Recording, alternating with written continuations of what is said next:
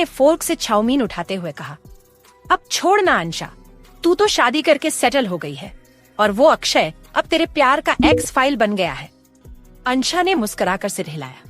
सही कह रही हो, पर यार किसी को छोड़कर आगे बढ़ना आसान नहीं होता। दिल्ली में जो कुछ हुआ था उस दिन अंशा नशे में थी, इसलिए अक्षय की सच्चाई उसके सामने आकर भी सामने नहीं आई थी। अंशा अचानक नीति को देखकर पूछती है, यार नीति, तुम इतने दिनों से कहाँ गायब थी? ना कॉलेज आ रही थी, ना फोन रिसीव कर रही थी। नीति अपनी मुस्कान के पीछे जो कुछ उसके साथ हुआ था उसे छुपाते हुए बोली, मैं एक रिश्तेदार की शादी में मुंबई से बाहर गई थी, कल ही वापस लौटी हूँ। नीति ने मोमोज की प्लेट अंशा को पकड़ा दी। लो कुछ खा लो, तेरे एक्स की चिंता में टेस्ट में तो वैसे ही फेल हुई है, अब भूखी मत मर। चारों दोस्त हंसते हंसते पेट पकड़ने लगे। ओबेरॉय इंडस्ट्री मीटिंग हॉल की बड़ी टेबल पर कुछ लोग बैठे थे। सामने प्रोजेक्टर की स्क्रीन पर जमीनों के नक्शे और डॉक्यूमेंट्स की स्कैन कॉपियां फ्लैश हो रही थीं। विक्रांत अपनी चेयर पर गहरी सोच में बैठा था। उसकी नजरों में वही जाना पहचाना ठंडा खतरनाक ठहराव था। विक्रांत के पीछे खड़ी थी उसकी सेक्रेटरी और साथ में डेनिस का असिस्टेंट नील। विक्रांत ने बिना उसकी तरफ देखे कहा, ये सारी जमीनें मुझे चाहिए, चाहे जो करना पड़े, चाहिए हर हालत में। नील ने सिर झुकाया। सर, 10 में से 8 जमीनें हम आसानी से ले सकते हैं, लेकिन 2 थोड़ी प्रॉब्लम दे सकती हैं। विक्रांत ने अपनी गर्दन को धीमे से घुमाया, जैसे कुछ सोच रहा हो, फिर हल्की मुस्कुराहट के साथ फुसफुसाया, इस शहर में विक्रांत ओबेरॉय को न बोलने की हिम्मत किस में है? नील ने थोड़ा रुकते हुए कहा, सर, वो दोनों प्लॉट्स रवि निगम के नाम हैं। वही रवि निगम जो हमारा पुराना दुश्मन है और वो पिछले कुछ दिनों से मिसिंग है। पूरा परिवार परेशान है।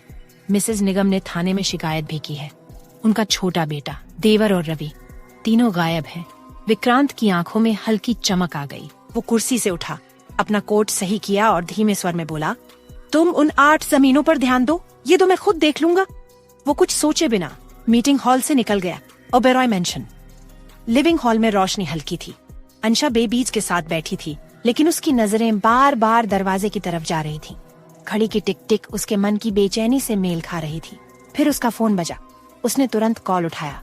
हाय हबी, आप कहाँ हो? कब से इंतजार कर रही हूँ मैं।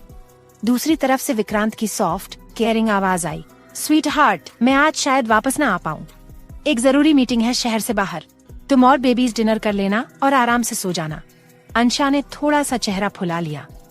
ठीक है, लेकिन आप खुद टाइम पर खाना खा लेना, ओके? विक्रांत हल्के से हंसा। बिल्कुल, और हाँ, I love you too, Ansha ने मुस्कुराते हुए कहा। लेकिन जैसे ही कॉल कटा उसका चेहरा खिल उठा। वो उछलती हुई बोली, यस, अब तो कल की कॉलेज ट्रिप पक्की समझो। स्विट्जरलैंड की बर्फीली वादियों में, जहाँ हर सांस ठंड में घुली लगती है। डेनिस और उर्वशी का प्राइवेट प्लेन जैसे ही रनवे पर टच करता है, सामने एक ब्लैक रॉयल बेंटले उनकी अगवानी को तैयार खड़ी होती है। डेनिस ने बगल में बैठी उर्वशी की ओर देखा, जो विंडो के पार बर्फीली चोटियों को देख रही थी। उसने झुककर उसके कान में कहा, बेबी, दुनिया की सबसे हॉट जगह आज भी तुम्हारी आंखों में है। बाहर का स्नो भी जल जाए अगर तू एक बार आंख उठा ले। उर्वशी मुस्कुराकर बोली, अगर तेरे फ्लर्ट करने से बर्फ पिघलती तो स्विट्जरलैंड अब तक डूब चुका होता। बेंटले में बैठते ही एक अलग क्लास का एहसास था, जैसे कोई शाही जोड़ा किसी राजसी महल की ओर जा रहा हो। कार के भीतर हल्की लैवेंडर की खुशबू, क्लासिक जैज की म्यूजिक और खिड़कियों से दिखती बर्फीली सड़कें, सब कुछ किसी खूबसूरत सपने का हिस्सा लग रहा था। होटल मोंट्रेवा लक्सुरी पैलेस जैसे ही सामने आया, उर्वशी की आंखें खुली की खुली रह गईं। डेनिस जी, ये होटल है या किसी प्रिंसेस का ड्रीम? डेनिस ने आंखें मटकाईं। तुम खुद क्वीन हो तो जगह भी उसी हिसाब से होनी चाहिए ना। और वैसे भी आज से हमारी हनीमून वाली फर्स्ट नाइट है, मिसेस भारद्वाज। होटल के लॉबी में कदम रखते ही माहौल ही बदल गया। लाल मखमली कालीन, सुनहरे झूमर, चांदी के फूलदान और हर कोने में सफेद गुलाब। सबकी नजरें उसी पर थीं। रिसेप्शनिस्ट ने मुस्कुराकर झुकते हुए कहा, welcome Mr and Mrs Bhardwaj, your honeymoon suite is ready, sky dome suite. सुनते ही उर्वशी की भौहें ऊपर चढ़ गईं। नाम ही इतना सेक्सी है, अंदर जाने से पहले ही मैं पिघलने लगी हूँ। उर्वशी ने मजाक में कहा, डेनिस ने धीरे से फुसफुसाया। पिघलने दो, मैं तुम्हें खुद समेट लूंगा। लिफ्ट जब टॉप फ्लोर पर पहुंची तो एक ही दरवाजा था और जैसे ही वो खुला, सामने जादू था। पूरा स्वीट कांच से बना हुआ, बाहर बर्फबारी की धीमी परतें गिरती दिख रही थीं। फर्श पर गुलाब की पंखुड़ियां बिछी थीं और चारों ओर मोमबत्तियों की रोशनी नाच रही थी। उर्वशी ठिठकी, ये सब अपने मेरे लिए किया? डेनिस ने कमर में हाथ डालते हुए कहा, हाँ बेबी, ये सब तुझे इम्प्रेस करने के लिए नहीं, तुम्हारी हदें तोड़ने के लिए है। अब तक तुमने मेरे फ्लर्टिंग देखी थी, आज प्यार की असली लहरें दिखाऊंगा। उर्वशी ने हल्की मुस्कान के साथ आंखें झुका लीं। आज आप कुछ भी बोले, मैं ना नहीं कहने वाली। डेनिस उर्वशी को अपनी बाहों में भर लेता है। शाम को उर्वशी ने व्हाइट सिल्क की स्लिप ड्रेस पहनी, जिसकी हर मूवमेंट में उसकी बॉडी ग्लो कर रही थी। बाल खुले, कानों में पर्ल्स और होठों पर हल्की पिंक ग्लॉस। डेनिस जैसे ही कमरे में आया ठिठक गया, तू इस ड्रेस में लग रही है, मेरी सांसों की जानलेवा। अगर तुझे देखती हुई मेरी सांस रुक जाए तो प्लीज कार्डियोपल्मोनरी रेससिटेशन दे देना। उर्वशी ने हंसते हुए कहा, आपकी जुबान से ज्यादा आपको कंट्रोल करना मुश्किल है और तुम्हें छूने से खुद को रोकना नामुमकिन। डेनिस ने पास आकर उसकी उंगलियों को चूमा। टेरेस पर डिनर अरेंज था। आसमान से बर्फ गिर रही थी। टेबल पर रेड वाइन, व्हाइट रोज और एक छोटा सा हीटर जो दोनों को हल्की गर्माहट दे रहा था। ऐसा लग रहा है जैसे कोई सपना चल रहा है, उर्वशी ने कहा। नहीं वाइफी, ये मेरी जिंदगी की फिल्म है और तुम मेरी लीड एक्ट्रेस। स्क्रिप्ट मैं लिख रहा हूँ और रोमांस का क्लाइमैक्स अभी बाकी है। डेनिस ने उसका हाथ पकड़ा और उठाकर पास ले आया। टेरेस पर धीमा म्यूजिक बजने लगा। उसने उसे अपनी बाहों में भर लिया। तुम्हारे पास आते ही सब आवाजें बंद हो जाती हैं, जैसे मेरी दुनिया सिर्फ तुम्हारे दिल की धड़कनों में सिमट गई हो, डेनिस ने कान में कहा। आप पागल है डेनिस जी, उर्वशी उसके सीने से सिर टिकाते हुए बोली। पर मैं इस पागलपन में डूब चुकी हूँ। कुछ देर बाद डेनिस ने उसे गोद में उठा लिया। उर्वशी ने कहा, ओ गॉड, अब आप फिर शुरू हो गए? हाँ, क्योंकि अब ये रात किसी रोग की नहीं, सिर्फ मेरी हक की है, डेनिस ने चिढ़ाते हुए कहा। स्वीट के अंदर बेडरूम में हल्की लाइट्स, सुगंधित कैंडल्स और लेवेंडर ओनिल की खुशबू हर कोने में घुली हुई थी। उर्वशी धीरे धीरे कदम रखते हुए अंदर आई। डेनिस ने उसका हाथ पकड़ा और कहा, अगर तुम आज सिर्फ मेरी बाहों में लेटकर कुछ ना करना चाहे, मैं फिर भी तुम्हें देखता रहूंगा, तुम्हें महसूस करता रहूंगा। उर्वशी ने उसकी कॉलर पकड़कर पास खींचा। आपके लफ्ज जितने मीठे हैं, अब मैं उस मिठास को महसूस भी करना चाहती हूँ। डेनिस ने उसे होठों पर किस किया, एकदम सॉफ्ट लेकिन धीमा और गहराता हुआ। फिर वो उसके चेहरे, माथे, आंखों को अपने होठों से छूने लगा। उर्वशी की सांसें तेज हो रही थीं। उसका शरीर डोलने लगा, पर उसने खुद को पीछे नहीं खींचा। वो बस उसे देख रही थी, हर टच, हर लम्हा अपने अंदर समेटती हुई। धीरे धीरे बर्फ के उस ग्लास सूट में दो जिस्म नहीं, दो रूहें आपस में लिपट गईं। उस रात कोई पर्दा नहीं था, कोई बनावट नहीं थी, बस चाहत थी, जुनून था और दो दिलों का इकरार। चांद कभी बादलों में छिपता, कभी झांकता, जैसे खुद भी गवाह बनना चाहता हो उस प्यार की रात का। स्वीट की बड़ी कांच की खिड़कियों से धूप की हल्की सी किरणें अंदर आ रही थीं। बाहर पहाड़ों पर बर्फ की चादर बिछी थी और दूर दूर तक सफेदी फैली थी। उर्वशी धीरे धीरे आंखें खोलती है तो पाती है कि वो डेनिस की बाहों में सिमटी हुई है। उसका सिर डेनिस के सीने पर टिका हुआ था और डेनिस की बाहें उसकी कमर के चारों ओर कसकर लिपटी थीं। वो थोड़ी शर्मा जाती है और खुद को धीरे से अलग करना चाहती है, लेकिन तभी डेनिस आंखें खोल देता है। कहाँ जा रही हो मिसेस भारद्वाज? उसकी आवाज नींद में भी मोहब्बत से भरी होती है। उर्वशी धीरे से मुस्कुराती है। ब्रश करने। डेनिस उसे अपनी तरफ खींच लेता है। ब्रश तो बाद में भी हो जाएगा, पहले गुड मॉर्निंग किस तो बनती है डेनिस जी। उर्वशी हंस पड़ती है। आप दिन की शुरुआत भी रोमांस से करते हो, और क्या, जब सामने इतनी सुंदर बीवी हो तो और किस चीज से करूं? वो उसके माथे पर, फिर दोनों गालों पर प्यारे प्यारे किस करता है। उर्वशी उसके गले में बाहें डालकर कहती है, आप हर वक्त मुझे प्यार से पिघला क्यों देते हो? क्योंकि मैं चाहता हूँ कि तुम हर रोज मेरी बाहों में पिघलती रहो। डेनिस उसकी नाक खींचता है और दोनों खिलखिलाकर हंस पड़ते हैं। कुछ देर बाद उर्वशी बाथरूम में चली जाती है और बाहर आते ही देखती है कि डेनिस उसके लिए कमरे में ब्रेकफास्ट ट्रे ले आया है। हॉट कॉफी, बटर क्रॉइसेंट और स्ट्रॉबेरी जैम। इतना सब? हाँ, हनीमून पर हर दिन तुम्हारे लिए स्पेशल होगा। वो ट्रे उसकी गोद में रख देता है और खुद उसके सामने बैठकर कॉफी का मग पकड़ाता है। अब तो मुझे आपसे और प्यार हो रहा है, उर्वशी धीरे से कहती है। मुझे तो कल रात से हर सांस तुम्हारे प्यार में डूबी लग रही है, डेनिस कहता है। और दोनों के बीच फिर एक प्यारा सा सुकून भरा पल गुजरता है। ब्रेकफास्ट के बाद दोनों ने वुलन आउटफिट्स पहने। डेनिस ने डार्क ग्रे जैकेट और उर्वशी ने व्हाइट फर वाला जैकेट, जिसमें वो किसी स्नो प्रिंसेस से कम नहीं लग रही थी। डेनिस ने प्राइवेट टूर बुक किया था। ट्रेन की बड़ी बड़ी खिड़कियों से दोनों बर्फीली पहाड़ियों, गहरे जंगलों और चमचमाते झीलों का नजारा लेते जा रहे थे। ये सब हकीकत है? उर्वशी हैरानी से पूछती है। जब तुम साथ हो तो सब कुछ जादू बन जाता है। डेनिस उसका हाथ पकड़ लेता है। कुछ दूर पहाड़ियों पर बर्फबारी शुरू हो जाती है।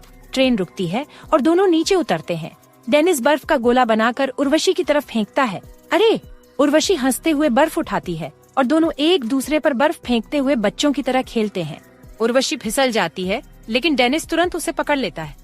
क्या हुआ मेरी स्वीट वाइफी को? आपकी वजह से गिरी हूँ, उर्वशी झूठ मूठ गुस्से से कहती है। तो उठाने का हक भी मेरा है। डेनिस उसकी कमर में हाथ डालकर उसे उठा लेता है। अब नीचे उतारो भी, उर्वशी ने स्माइल करते हुए कहा। नहीं, जब तक एक किस नहीं दोगी, ऑफो डेनिस जी। लेकिन उर्वशी हल्के से उसकी गाल पर किस कर देती है।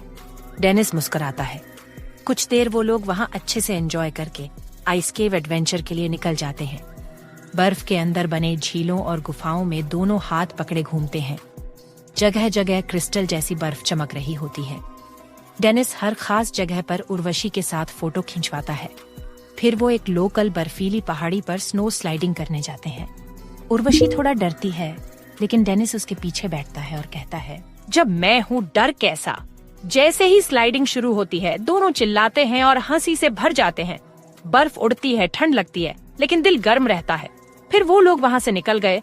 थोड़ी देर बाद वो दोनों एक सीक्रेट नेचुरल हॉट स्प्रिंग पर पहुँचते हैं, जो पूरी तरह प्राइवेट था। चारों तरफ बर्फ और बीच में गर्म पानी से उठती भाप। इतना सन्नाटा क्यों है यहाँ?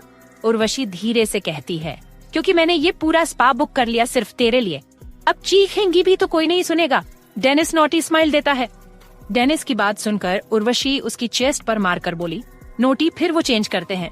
उर्वशी ने रेड बिकनी पहनी थी और डेनिस ने शार्ट। उर्वशी धीरे धीरे पानी में उतरती है। डेनिस पहले से ही अंदर बैठा उसे देख रहा था। आप ऐसे देखोगे तो पानी नहीं, मैं खुद स्टीम बन जाऊंगी, उर्वशी आंखें दिखा के कहती है। तो आजा, जलवा भी दिखाओ और आग भी लगा। डेनिस अपनी गोद की तरफ इशारा करता है। उर्वशी हंसते हुए उसके पास आती है और धीरे से उसकी गोद में बैठ जाती है। वाइफी, तुम सच में मेरी जान लेगोगी एक दिन। डेनिस उसके गीले बालों को पीछे करता है और गर्दन पर किस करता है। उर्वशी डेनिस के सीने से लगकर बोली, आपका हर टच से मेरी रूह गुनगुनाने लगती है। डेनिस उर्वशी के कान पर बाइट करके बोला, और तुम जब भी पास आती है, मेरे अंदर का ज्वालामुखी फूटने को तैयार हो जाता है। और फिर डेनिस उर्वशी को अपने बाहों में भरकर उसके होंठों पर, गालों पर किस करते हुए नीचे की ओर बढ़ने लगा था। डेनिस किस करते हुए उर्वशी की लोअर बैंडी पर आ गया था। उर्वशी डेनिस को रोकते हुए धीमी आवाज में बोली, अभी नहीं। डेनिस उर्वशी के होंठों पर अपने होंठ रख देता है और दोनों एक दूसरे में खो जाते हैं। दूसरी तरफ इंडिया में ड्राइंग रूम में दादू एक हाथ में गर्म चाय का प्याला थामे मोबाइल घूर रहे थे। पास में विकी बैठा था, जो फोन में उर्वशी और डेनिस की इंस्टाग्राम स्टोरी स्क्रॉल कर रहा था। विकी बोला, दादू देखो, जीजू ने लिखा, स्विट्जरलैंड में मेरी परी के साथ फेरीटेल मोमेंट।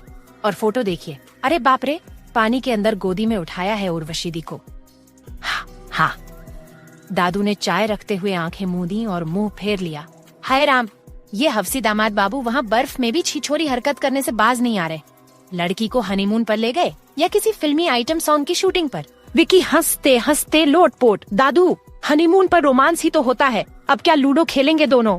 दादू ने एक झटके में अपनी छड़ी उठाई और विकी की पीठ पर कड़क आवाज के साथ जमा दी, बदतमीज, घर की इज्जत का मजाक बना रहा है, जाकर पढ़ाई कर। बड़ा आया जीजू का साला। विकी मुंह बनाते हुए दूर खिसक गया। ओ दादू, आप तो हमेशा जल भुन जाते हो, जैसे स्विट्जरलैंड नहीं, शमशान यात्रा पर भेजा हो दीदी को। दादू ने भौहें चढ़ाई। तेरे उस जीजू ने तो अब हनीमून को फैशन शो बना दिया है। विकी ठहाका मारता है। वैसे क्या आप भी दादी को हनीमून पर चिड़ियाघर घुमाने ले गए थे? दादू ने आंखें तरेरी। चुप कर, उस वक्त हनीमून नहीं, घर का राशन कार्ड बनवाना पहली प्रायोरिटी होती थी। और तू तो आजकल का लड़का है, तुझे क्या समझ आएगा। तभी टीवी पर कोई स्विस टूरिज्म का ऐड आता है जिसमें कपल हाथों में हाथ डाले बर्फ में दौड़ रहे होते हैं। दादू फुसफुसाए, सब साजिश है। पहले विज्ञापन में सपना दिखाओ, फिर दामाद जी जैसे लोग बहकाकर अपनी मासूम बीवी को उठा ले जाएं। हाय राम। विकी फिर से जोर से हंसा। दादू, आप तो जलन में खुद अकेले हनीमून पर जाने को तैयार लग रहे हो। दादू ने नकली गुस्से से कहा, चल हट, तू एक काम कर, अपना पासपोर्ट बनवा, तेरी शादी कराएंगे और भेजेंगे तुझे स्विट्जरलैंड के चिड़ियाघर में हनीमून के लिए। मुंबई। नीति अपने रूम के कोने में बैठी किताबों में डूबी थी। पढ़ाई में इतना मन नहीं लग रहा था जितना लगाना चाहिए था, लेकिन कोशिश जारी थी। तभी मोबाइल की स्क्रीन टिमटिमाई। एक अनजान नंबर से मैसेज आया। अगर सच जानना चाहती हो उन फोटो स्टेट्स का, तो स्टार मून होटल के रूम नंबर 123 पहुंच जाओ। नीति का दिल एक पल को धड़कना भूल गया। उसने खुद से कहा, मुझे जाना होगा। और अभी बिना किसी को बताए नीति अपने बैग में फोन और कुछ पैसे डालकर निकल गई। ना किसी को कॉल किया, ना कोई मैसेज। दिल में सिर्फ एक ख्याल था, सच जानना है। वहीं दूसरी ओर तेजस अपने घर की छत पर खड़ा सिगरेट के कश खींच रहा था। मुंबई की हवा में भी जैसे बेचैनी घुली हुई थी। तभी उसका फोन भी वाइब्रेट हुआ। वही नंबर, वही मैसेज। तेजस ने पहले तो ध्यान नहीं दिया, फिर जैसे ही आंखें बंद की, नीति का मासूम चेहरा सामने आ गया। उसकी आंखें जो हमेशा खुद में एक सच्चाई लिए मुस्कुराती थीं। तेजस ने सिगरेट फेंकी और बोला, अगर मेरी नीति बेकसूर है तो मैं उसकी बेगुनाही साबित करके रहूंगा। और वो भी निकल पड़ा उसी होटल की ओर। स्टार मून होटल के रूम नंबर 123 में कुछ अलग ही सीन चल रहा था। होटल स्टाफ फूलों और कैंडल्स से कमरा सजा रहा था। एक हैंडसम सा मगर खतरनाक नजर आने वाला आदमी बालकनी में खड़ा वाइन का गिलास पकड़े चांद की तरफ देख रहा था। वो धीमे से बड़बड़ाया, नीति, आज तुम अपनी जिंदगी की सबसे बड़ी गलती करने वाली हो। और फिर शैतानी अंदाज में हंस पड़ा। उसने होटल स्टाफ को हुक्म दिया, बिस्तर को गुलाब से ऐसे सजाओ जैसे कोई नई दुल्हन आने वाली हो। थोड़ी ही देर में नीति होटल पहुंची। रूम नंबर 123 की दरवाजा खुला था। जैसे ही उसने अंदर कदम रखा, वो ठिठक गई। कमरे में हल्की हल्की खुशबू थी। चारों तरफ कैंडल्स की रोशनी नाच रही थी। बिस्तर पर गुलाब की पंखुड़ियां बिखरी थीं और एक बड़ा सा गिफ्ट बॉक्स रखा था जिस पर एक लेटर रखा हुआ था। नीति ने चारों तरफ देखा। सब कुछ वैसा था जैसा किसी रोमांटिक डिनर का सीन होता है, लेकिन यहाँ कोई नजर नहीं आ रहा था। टेबल पर 2 ग्लास, वाइन की बोतल और फ्रूट्स के साथ ड्राई फ्रूट्स भी सजे हुए थे। नीति ने कांपते हाथों से वो लेटर उठाया और पढ़ा, जाने मन, अगर बेगुनाही का सबूत चाहिए तो इस गिफ्ट बॉक्स में जो ड्रेस है उसे पहनकर 5 मिनट में रेड हो जाओ। नीति के चेहरे पर गुस्से और हैरानी की मिलीजुली लकीरें खींच गईं। उसने बॉक्स खोला और देखा, अंदर एक ब्लैक कलर की रिवीलिंग नाइटी रखी थी। वो फटाक से पीछे हट गई। क्या बकवास है ये, मैं ये फालतू चीज नहीं पहनने वाली, उसने खुद से कहा। तभी मोबाइल फिर वाइब्रेट हुआ। अगर 5 मिनट में ये नाइटी नहीं पहनी तो ना सबूत मिलेगा और ना तेजस तुम्हारा होगा। उसके माँ बाप उसकी शादी किसी और से करवा देंगे, सोच लो। नीति के चेहरे पर खून दौड़ गया। गुस्से से भरी आंखें चमकने लगीं। बच्चू, तू सामने तो आ, तुझे नीति अरोड़ा का असली रूप दिखाऊंगी। उसने झट से विकी को फोन किया। हाँ नीति बोल, हम तीनों बस निकल ही रहे हैं, शांत हो जा। मैं कमरे में आ चुकी हूँ लेकिन यहाँ कोई नहीं है। तू सुन, कमरे में अजीब डेकोरेशन है, नाइटी रखी है बॉक्स में और ऊपर से धमकी वाला मैसेज आया है। विकी ने फौरन कहा, यार मुझे तो ये सब प्रेम राणा का काम लग रहा है, तुझे फंसाने की कोशिश कर रहा है। नीति गुस्से में तपाक से बोली, मुझे भी उसी पर शक है। तुम ध्यान से सुनो, जब मैं हेल्प का मैसेज करूं, तुम कमरे के बाहर भीड़ लेकर आना ताकि हम उस पर जबरदस्ती का केस डाल सकें। चिंता मत कर, हम लोग बस आते ही हैं। कमरे के कॉरिडोर में घूमेंगे, विकी बोला। उसी वक्त एक अंधेरी जगह पर लैपटॉप की स्क्रीन पर वही रूम लाइव चल रहा था। एक आदमी सब कुछ देख रहा था। आंखों में पागलपन और चेहरे पर शैतानी मुस्कान थी। नीति, चाहे जो कर लो, पर आज की रात सिर्फ मेरी है, उसने मन ही मन कहा और काउच से उठ खड़ा हुआ। इधर नीति वो नाइटी लेकर चेंजिंग रूम में चली गई। उसके कदम भारी थे लेकिन वो डर नहीं रही थी, बस गुस्से में थी। उधर विकी, अंशा और मधु टैक्सी में थे, लेकिन किस्मत को जैसे कुछ और ही मंजूर था। रास्ते में टैक्सी खराब हो गई। विकी ने अंशा को घूरते हुए कहा, तेरे अमीर होने का क्या फायदा, जब तू अपनी कार भी यूज नहीं कर सकती। अंशा उसकी तरफ मुड़ी और बोली, ओह हेलो, मैं घर से चुपके से निकली हूँ। अगर कार लेकर आती तो मेरे चुगलखोर बॉडीगार्ड विक्रांत सर को सब बता देते। विकी ने चिढ़ाते हुए कहा, और तू घर से चुपके से निकलती है, फिर भी इतना मेकअप करती है। अबे ओ गधे, तू अपनी शक्ल देख पहले। अंशा तिल मिला गई। मधु बीच में आई, दोनों शांत हो जाओ, हमारी दोस्त मुसीबत में है और तुम दोनों बकर बकर में लगे हो। विकी ने मुंह बनाया, चलो चलो पैदल ही चलते हैं, टैक्सी वाले अंकल को पैसे दे दिए मैंने। अंशा ने अपना फोन निकाला और लोकेशन ट्रैक करने लगी। उधर रूम में नीति नाइटी लेकर खड़ी थी। फिर खुद को आईने में देखा।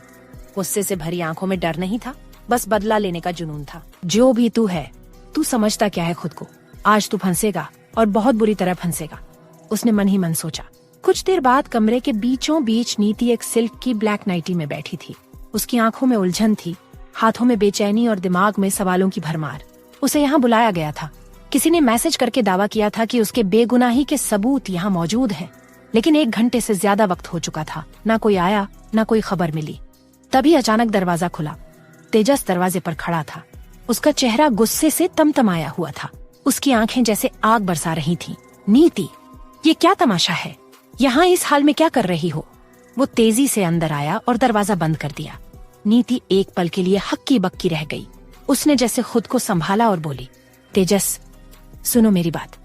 मुझे किसी ने बुलाया था यहाँ, कह रहा था मेरी बेगुनाही का सबूत यहाँ मिलेगा। एक लेटर और मैसेज आया था मेरे फोन पर। तेजस ने शक भरी निगाहों से उसकी ओर देखा। तो दिखाओ वो मैसेज और लेटर। मैं खुद देखना चाहता हूँ कि क्या सच में कोई तुम्हें फंसा रहा है या फिर तुम खुद ही ये सब खेल खेल रही हो। नीति ने जल्दी से अपना फोन तेजस को पकड़ा दिया और खुद कमरे में वो लेटर ढूंढने लगी। उसने बैग, बेड, टेबल सब जगह देखा, लेकिन लेटर कहीं नहीं मिला। वो परेशान होकर दीवार से टिक गई। तेजस, यकीन मानो, यहीं रखा था, किसी ने हटाया है शायद। तेजस ने फोन की स्क्रीन देखते हुए माथा सिकोड़ लिया। फिर उसकी आवाज गूंजती है, यहाँ तो कोई मैसेज है ही नहीं नीति। क्या? नीति ने चौंकते हुए तेजस के हाथ से फोन झपट लिया और खुद मैसेज देखने लगी। लेकिन सच वही था, कुछ भी नहीं था, जैसे सब मिटा दिया गया हो। तेजस अब और भड़क चुका था। उसने कमरे के चारों ओर देखा। बेड पर बिखरे गुलाब, मोमबत्तियां और वाइन की बोतल। उसने गुस्से से नीति का कंधा पकड़ लिया। तो तुम यहाँ किसी के साथ मौज मनाने आई हो? यानी वो फोटो जो मुझे भेजी गई थी वो झूठ नहीं था, सब सच था। तुमने मेरे प्यार का मजाक बना दिया। मैं पागल था जो तुम जैसी लड़की पर भरोसा कर बैठा। तेजस, नहीं, ऐसा कुछ नहीं है, मैं सच कह रही हूँ, किसी ने मुझे फंसाया है। लेकिन तेजस उसकी बात सुने बिना ही पीछे मुड़ा और रूम से बाहर चला गया। दरवाजा जोर से बंद कर गया। नीति वहीं खड़ी रह गई। उसकी आंखें भर आईं। उसकी सांसें भारी हो चुकी थीं। उसे कुछ समझ नहीं आ रहा था, किस पर यकीन करे, क्या सच था और क्या जाल। कमरे के एक कोने में लगे स्पाई कैमरे की लाइट धीमे से टिमटिमाई। उस कैमरे से सीधा लाइव फीड एक लैपटॉप में जा रही थी। उस लैपटॉप के सामने बैठा था एक आदमी जो अंधेरे में बैठकर सिगार फूंक रहा था। उसकी आंखों में पागलपन था और होठों पर क्रूर मुस्कान। नीति, तुम तो बहुत मासूम निकली, वो खुद से बुदबुदाया। मैंने तुम्हारे लिए रास्ता साफ कर दिया। अब हमारे बीच कोई नहीं बचा, न तेजस न उसकी वफादारी। जो चीज मुझे पसंद आती है वो मेरी हो जाती है, और तुम नीति अब सिर्फ मेरी हो। तुम्हारे लिए मैं कितनी मुश्किलें पैदा करूं, तुम्हें खुद ही समझ नहीं आएगा कि किस पर भरोसा करना है। लैपटॉप की स्क्रीन पर नीति की तस्वीर झूम इन होती है, हैरान, डरी हुई और अकेली। कमरा फिर से सन्नाटे में डूब गया। तेजस का भरोसा टूट चुका था। नीति की दुनिया बिखर चुकी थी। कमरे के एक कोने में लगे स्पाई कैमरे की लाल बत्ती धीमे से टिमटिमाई। किसी की आंखें अब भी सब देख रही थी। काले अंधेरे में बैठा वही शख्स जिसकी आंखों में दीवानगी थी और होठों पर एक जहरीली मुस्कान, अब तेजस और नीति की बातचीत को दोबारा सुन रहा था। उसकी अंगुलियां लैपटॉप कीबोर्ड पर नाच रही थीं और उसकी आंखें स्क्रीन पर गड़ी थीं। तेजस, ये तो और भी जल्दी टूट गया, उसने कहा। फिर वाइन का घूंट लिया। फिर वो बोला, अब असली खेल शुरू होगा। नीति अरोड़ा, तुमने मेरे साथ जो किया था उसका बदला तो तुम्हें चुकाना ही होगा। उधर तेजस पार्किंग में अपनी बाइक तक पहुंचा। उसकी आंखों में अब भी गुस्से की लपटें थीं, लेकिन कहीं दिल के किसी कोने में एक सवाल भी था, क्या वो सच में झूठ बोल रही थी? तभी उसके फोन में एक वीडियो मैसेज आया। उसने गुस्से में आकर वीडियो चलाया। वीडियो में वही रूम नंबर 123 था नीति ब्लैक नाइटी में बैठी थी और उसके पीछे से कोई आदमी धीरे धीरे उसकी तरफ बढ़ रहा था। तेजस का चेहरा स्याह पड़ गया। वीडियो वहीं कट हो गया। उसका दिल धड़कने लगा। ये क्या था? उधर कमरे की खामोशी को दरवाजे पर पड़ती हल्की हल्की दस्तकों ने तोड़ा। बाहर से विकी की आवाज आई, नीति दरवाजा खोलो यार, हम आ गए हैं। नीति ने चुपचाप सिर घुटनों में छुपा रखा था। आंखों से आंसू लगातार बह रहे थे, लेकिन शरीर में इतनी ताकत नहीं बची थी कि उठकर दरवाजा खोले। उसकी सिसकियां बहुत धीमी थीं, मगर दर्द साफ झलक रहा था। नीति ठीक हो? प्लीज दरवाजा खोलो। अंशा की आवाज भी सुनाई दी। मधु ने झुंझलाकर कहा, मैं तो तोड़ ही देती हूँ ये दरवाजा अगर अभी नहीं खोला। अंदर से कोई जवाब नहीं आया। विकी ने देखा कि दरवाजा लॉक नहीं था। उसने धीरे से हैंडल घुमाया और दरवाजा खोलते ही तीनों की नजर नीति पर पड़ी। फर्श पर बैठी थी, आंखें लाल, बाल बिखरे हुए और पूरी तरह टूटी हुई सी। हे भगवान! नीति, क्या हुआ? अंशा दौड़कर उसके पास गई और घुटनों के बल बैठ गई। मधु भी फौरन झुकी और उसका चेहरा पकड़कर बोली, किसने रुलाया तुझे? बताना यार, तू इस हालत में क्यों है? नीति ने बहुत कोशिश की बोलने की, पर गले से आवाज ही नहीं निकली। कुछ पल बाद वो बस एक ही बात बोल सकी, तेजस चला गया। विकी ने हैरानी से पूछा, कौन गया और क्यों गया? हुआ क्या है यहाँ? अंशा ने उसका हाथ पकड़ा और बोली, नीति सांस ले, पहले धीरे धीरे बोल, हम सब यही हैं, तू अकेली नहीं है। कुछ देर बाद जब उसने खुद को थोड़ा संभाला तो टूटी फूटी आवाज में बोली, किसी ने मुझे मैसेज किया था, कहा कि मेरी बेगुनाही का सबूत इस रूम में है। मैं आई, लेटर भी था, पर जब तेजस आया तो सब गायब था। ना मैसेज बचा न लेटर, और वो मुझे गलत समझकर चला गया बिना मेरी बात सुने। उसकी आंखों से फिर आंसू बहने लगे। वो फूट फूट कर रोने लगी। मधु ने फौरन उसे गले से लगा लिया। चुप कर यार, हम हैं ना तेरे साथ। ये सब क्या घटिया प्लान है? जिसने भी किया है देख लेंगे उसे। विक्की ने गुस्से से मुट्ठियां भींच लीं। किसी ने पूरा सेटअप किया है, हम सब साथ हैं नीति। अंशा उठी और बोली, चल पहले कपड़े चेंज कर ले, फिर यहाँ से निकलते हैं। इस जगह की वाइब ही अजीब है। मधु ने उसकी बात पर हामी भरी। हाँ, मैं उसके लिए कुछ निकालती हूँ बैग से, और तुम लोग बाहर देखो कोई दिखा तो नहीं आसपास। कुछ ही मिनटों में मधु ने नीति को बाथरूम में ले जाकर उसके कपड़े बदलवाए, ढीली सी हुडी और ट्रैक पैंट।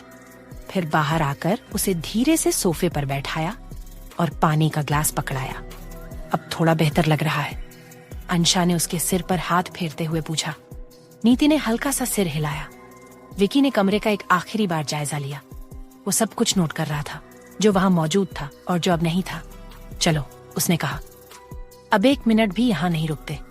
नीति कुछ नहीं बोली, बस अपने दोस्तों के बीच थोड़ी सी सुरक्षित महसूस करने लगी थी।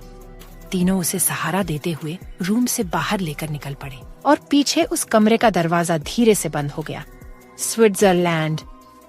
गुड मॉर्निंग वाइफी, डेनिस ने धीमे से कहा। उर्वशी मुस्कुरा दी। आज क्या प्लान है आपका? एडवेंचर, स्नो और ढेर सारा प्यार।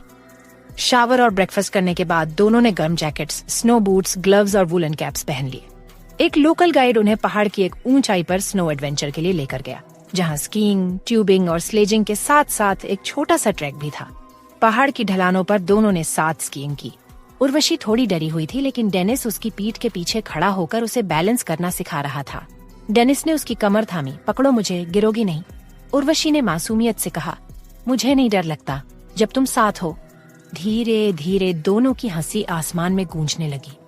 जब थक गए तो बर्फ में बैठकर उन्होंने गर्म चाय और चॉकलेट बिस्किट्स का आनंद लिया। फिर एक छोटा सा ट्रैक शुरू हुआ, जिसमें उन्हें पाइन के पेड़ों के बीच से होकर गुजरना था। जैसे जैसे वो ट्रैक कर रहे थे, अचानक मौसम बदला। हल्की बर्फबारी तेज हो गई और चारों तरफ कोहरा छा गया। गाइड ने पीछे से आवाज दी, स्टे क्लोज, विजिबिलिटी लो हो रही है। लेकिन बर्फीले मोड़ और घने पेड़ों के बीच डेनिस और उर्वशी रास्ता थोड़ा भटक गए। डेनिस जी, ये रास्ता कुछ अलग लग रहा है। उर्वशी ने चिंतित होकर कहा। मैं हूं ना, डरो मत। डेनिस ने उसका हाथ कसकर पकड़ा। कोहरा इतना घना था कि 10 कदम दूर कुछ नजर नहीं आ रहा था।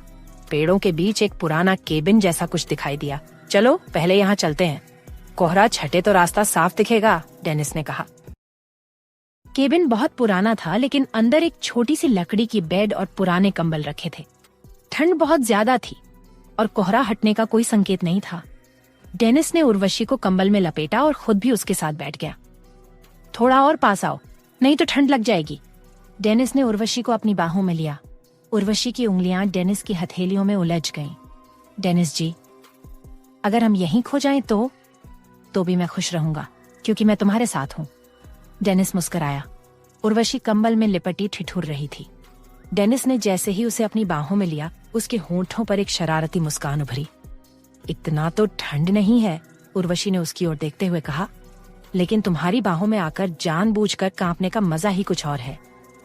डेनिस हंस पड़ा। ओह, तो ये सब ड्रामा है? बिल्कुल, थोड़ी सी ठंड, थोड़ा सा डर और ढेर सारा रोमांस। उर्वशी ने उसकी जैकेट की जिप धीरे से नीचे सरकाते हुए कहा, अब बताओ, मुझे गर्मी देने का असली तरीका क्या है? डेनिस ने उसकी ठंडी उंगलियां थामी और अपनी हथेलियों में भर लिया। तुम्हारी ये चालाकी, ये मासूम शरारत बहुत महंगी पड़ने वाली है आज तुम्हें। अरे वाह, उर्वशी ने आंखें मिचकी। तो सजा मिलेगी, और बहुत ही पर्सनल किस्म की। डेनिस ने उसे अपने करीब खींचा, उसकी नाक पर एक नर्म सा किस किया। कमरे में हल्की रोशनी थी जो बाहर से झांकती बर्फ की चमक से आती थी। डेनिस ने उर्वशी को अपनी गोद में उठाया और बेड पर धीरे से बिठा दिया। डेनिस मुस्कुराते हुए कहा, तुम्हारी हरकतें बता रही हैं कि आज ये केबिन बहुत लकी होने वाला है। ओह, अब तो इस ट्रिप की सबसे रोमांचक एक्टिविटी यही बनने वाली है।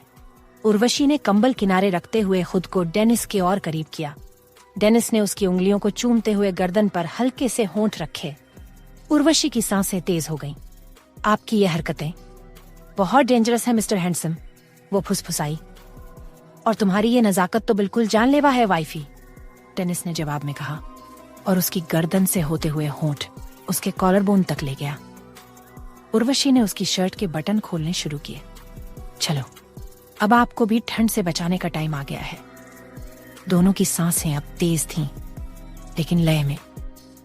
डेनिस ने उसकी आंखों में देखा, तुम्हारी पलकें भी इशारा कर रही हैं, और आपका ये चेहरा तो जैसे कह रहा हो, चोरी छुपे कुछ खास होना चाहिए। उर्वशी ने आंखें मटकाते हुए कहा। फिर देर किस बात की? डेनिस ने उसे नीचे लिटाया और कंबल ओढ़ाया। अब सिर्फ कंबल के नीचे की गर्माहट थी और ऊपर चांद की चुप्पी। डेनिस ने उर्वशी की पलकों पर किस किया, फिर उसकी मुस्कुराहट पर। उर्वशी ने अपनी टांग उसके चारों ओर लपेट ली। अब मैं कहीं जाने नहीं दूंगी, उर्वशी ने आंखें बंद करते हुए कहा। फिर तो मुझे यहीं रहना होगा, तुम्हारे दिल के सबसे करीब, डेनिस ने हल्के से उसके पेट पर हाथ फिराते हुए कहा। उन दोनों के कपड़े वक्त के साथ फर्श पर बिखेर रहे थे।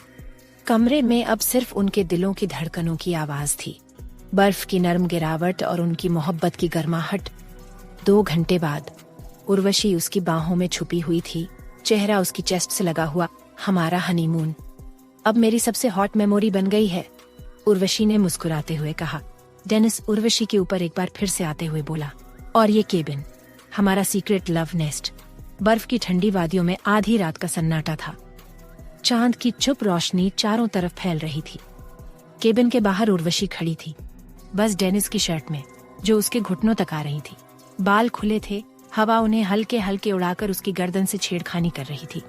पैरों के नीचे बर्फ थी, पर उर्वशी के चेहरे पर एक अजीब सी गर्म मुस्कान थी। पीछे से दरवाजा खुला। डेनिस बाहर आया, कमर पर बस एक टॉवल लिपटा हुआ। वाइफी, मेरे साथ एंजॉय तो किया ना? वो मुस्कुराते हुए उसके पीछे जाकर कान में फुसफुसाया। उर्वशी ने शर्माते हुए गर्दन हिला दी। ना, डेनिस ने तुरंत कान के पास बाइट किया। अच्छा, फिर मादक सिस्कियों में मेरा नाम क्यों ले रही थी वाइफी? उर्वशी ने शरारती आंखों से उसकी ओर देखा। आपके कान थोड़े ज्यादा खबरी हैं, कुछ भी सुन लेते हैं। डेनिस ने उसे अपनी बाहों में कसकर भर लिया। तो अब उन्हें कुछ और भी सुनाना पड़ेगा, बहुत पर्सनल टाइप का। नहीं बाबा, अब मैं आपके हाथ नहीं आऊंगी। उर्वशी उसके बाहों से निकलते हुए पीछे हटी और वहीं पास की बर्फ उठाकर उसके सीने पर दे मारी। डेनिस ने एक जोरदार ठहाका मारा। ओह, वॉर चालू हो गया क्या? चलो फिर, अब देखो डेनिस भारद्वाज क्या करता है। वो झुककर बर्फ उठाने लगा। उर्वशी ने भागने की कोशिश की, लेकिन तब तक देर हो चुकी थी। डेनिस ने बर्फ की एक छोटी सी टिक्की उसकी शर्ट के नीचे सरका दी। डेनिस जी, उर्वशी चीखी और कांपते हुए पीछे हटी। आप पागल हैं। तुम्हारा पागल, सिर्फ तुम्हारा। उसने उसका हाथ पकड़ा और अपनी तरफ खींचा। उसके होंठ सीधे उर्वशी की गर्दन पर उतर गए। ये ठंड नहीं, अब आप गर्मी दे रहे हो, उर्वशी ने सिसकारी लेते हुए कहा। और अब कोई ब्रेक नहीं लगेगा वाइफी। डेनिस के होंठ अब उसके गालों से होते हुए कंधों तक फिसल रहे थे। उसकी शर्ट का ऊपरी बटन खुद डेनिस की उंगलियों के आगे हार मान गया। तुम्हारा ये मासूम चेहरा और ये बदमाशियां, अब मैं तो कंट्रोल में नहीं रहने वाला, डेनिस ने कहा और उर्वशी को अपनी गोद में उठा लिया। बर्फ उनके पैरों के नीचे थी, लेकिन दोनों के बदन अब धधक रहे थे। उर्वशी उसकी गोद में बैठी थी, हाथ उसकी गर्दन में उलझे हुए। डेनिस जी, अगर कोई देख ले तो देखे, उन्हें पता चले कि प्यार बर्फ में भी जलता है, और बहुत वाइल्ड तरीके से। उसने उर्वशी की टांगें अपने चारों ओर लपेट ली और उसके होंठ उसके कॉलर बोन से नीचे उतरते चले गए। उर्वशी की सांसें तेज हो चुकी थीं। डेनिस जी, आप आज बहुत ज्यादा डेंजरस लग रहा हूं, डेनिस ने बीच में टोका। तो फिर आज खतरे से खेलो वाइफी। डेनिस उर्वशी की शर्ट के नीचे हाथ डाला और उंगलियां उसकी पीठ पर फिराईं। अब ये बर्फ नहीं, सिर्फ तुम्हारा बदन पिघलेगा। डेनिस जी, हद पार कर रहे हो, उर्वशी ने आंखें मूंदते हुए कहा। प्यार की कोई हद नहीं होती वाइफी, और मैं तो आज बिल्कुल ब्रेकलेस हूँ। डेनिस के होंठ अब उर्वशी की थाई तक पहुंच चुके थे। उसने उसकी पलकों पर एक नरम किस किया, फिर सख्ती से होंठ काट लिए। उफ, डेनिस जी, उर्वशी की सिसकियां वादी में गूंज रही थी। तुम्हारी हर सिसकी मेरी ताकत बन रही है वाइफी, और आज मैं तुम्हें ऐसे प्यार दूंगा कि बर्फ भी जल उठे। बर्फ में बैठकर दोनों का बदन एक दूसरे में समा गया था। उर्वशी उसकी गोद में पूरी तरह लिपटी हुई थी और डेनिस हर उस हिस्से को छू रहा था जहां उसकी धड़कनें सबसे तेज थीं। उसने उर्वशी की पीठ पर हाथ फिराया, फिर होंठों से रास्ता बनाते हुए उसके सीने तक पहुंच गया। अब अगर बर्फ भी पूछे कि प्यार क्या होता है तो उसे हमारी कहानी सुनानी पड़ेगी, डेनिस फुसफुसाया। और मैं कहूंगी कि ये प्यार नहीं, पागलपन है। उर्वशी ने उसकी कमर में उंगलियां फंसा दी। तुम्हारा पागलपन, तुम्हारा दीवाना, डेनिस ने कहा, और एक बार फिर उसे नीचे बर्फ पर लिटा दिया। बर्फ में पिघलती उनकी मोहब्बत जो रात, चांद और वादियां में गूंज रही थी। सुबह के पहले उजाले में भी बर्फ लगातार गिर रही थी, लेकिन केबिन के भीतर तापमान अब किसी ज्वालामुखी से कम नहीं था। डेनिस ने बाथटब में गर्म पानी भर दिया था। उसमें गुलाब की पंखुड़ियां तैर रही थीं और कोनों में खुशबूदार कैंडल्स जल रही थीं। भाप ने पूरे बाथरूम को जैसे किसी स्टीमी फैंटेसी में बदल दिया हो। उर्वशी सिर्फ तौलिए में लिपटी दरवाजे पर खड़ी मुस्कुरा रही थी। मुझे लगा आप थक गए होगे, लेकिन आप तो अभी मूड में हो और फिर तैयार के साथ हर जगह चलते हो। डेनिस ने बबल्स से भरे पानी में हाथ डुबोते हुए आंखें तरेरी। अब तुम्हें थकाने की बारी मेरी है वाइफी, अंदर आओ और ये तौलिया छोड़ो। उर्वशी ने तौलिए की गिरती पकड़ को थोड़ा और ढीला किया, लेकिन पानी तो गर्म है। मैं तो ठंडी हूँ डेनिस जी। डेनिस ने उसे अपनी तरफ खींच लिया। उसका तौलिया गिरा और अगले ही पल वो उसकी बाहों में थी, पानी के अंदर। अब देखो मैं तुम्हारे हर हिस्से को कैसे गर्म करता हूँ, डेनिस ने उसके कान में फुसफुसाते हुए अपनी उंगलियां उसकी कमर पर फिराई। डेनिस जी, ये चीटिंग है, उर्वशी ने चिढ़ते हुए कहा, लेकिन उसकी मुस्कुराहट में शरारत साफ थी। तुम्हारी अदाएं ही सबसे बड़ा प्रपंच है, डेनिस ने जवाब में उसकी थाई पर हाथ फिसलाया। उर्वशी की सांसें गर्म भाप में और भी भारी लगने लगी। उसने डेनिस के सीने पर हाथ फेरा और कहा, आपका दिल बहुत तेज धड़क रहा है, डर तो नहीं गए? डेनिस हंसा और उसके होठों को हल्के से काटते हुए बोला, तुम्हारी बदन की हर लहर मेरे अंदर आग लगा रही है, डर नहीं, सिर्फ भूख है। फिर उसने उर्वशी को अपनी गोद में बिठा लिया, पानी के अंदर उसकी कमर पर मजबूत पकड़ बनाते हुए। अब बताओ, पानी में भी उतना ही फन है जितना बर्फ में था? डेनिस ने पूछा। उर्वशी ने अपनी उंगलियां डेनिस के बालों में चलाईं और होंठ लिक करते हुए बोली, यहाँ तो और फिसलन है मिस्टर हैंडसम, अब मैं कहाँ तक बचूंगी? कहीं नहीं, इस बार मैं तुम्हें पूरी तरह डुबो दूंगा, प्यार में, जुनून में और इन बबल्स में भी। डेनिस ने उसके गले पर किस की बारिश शुरू कर दी। उसकी उंगलियां उर्वशी की पीठ पर बहती रहीं और होंठ कंधों से होते हुए सीने की तरफ बढ़ गए।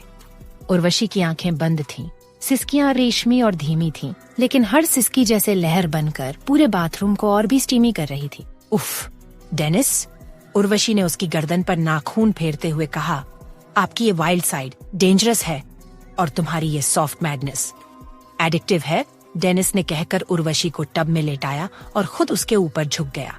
अब उनके शरीर पानी में ऐसे एक हो गए थे जैसे जलती आग में दो लपटें। हर हलचल, हर छुअन जैसे उन्हें एक नई दुनिया में ले जा रही थी। बबल्स के नीचे उनकी उंगलियां, होंठ, सांसें सब एक लय में थे। उर्वशी अब पूरी तरह डेनिस के वश में थी और डेनिस उस लहर में बहने वाला नहीं था, वो तूफान बन चुका था। अब बताओ, उसने उर्वशी के होंठों पर रुकते हुए पूछा, और कितनी गर्मी चाहिए तुम्हें? जब तक मेरी सांसें साथ दें उतनी बार आप फिर से चाहिए? उर्वशी ने फुसफुसाया। डेनिस ने उसकी थाई को कसकर पकड़ लिया और बाथटब में पानी और भावनाओं की लहरें उठने लगी। मुंबई कॉलेज के बाहर बस तैयार खड़ी थी और बस के अंदर का माहौल एकदम धमाकेदार हो रखा था। चलो ड्राइवर भैया, बस स्टार्ट करो। आज कोई बोरिंग लेक्चर नहीं, सिर्फ मस्ती और लोनावला की ठंडी हवा। विकी अपनी फेवरेट ब्लैक शेड्स लगाते हुए ड्राइवर को चिल्लाया।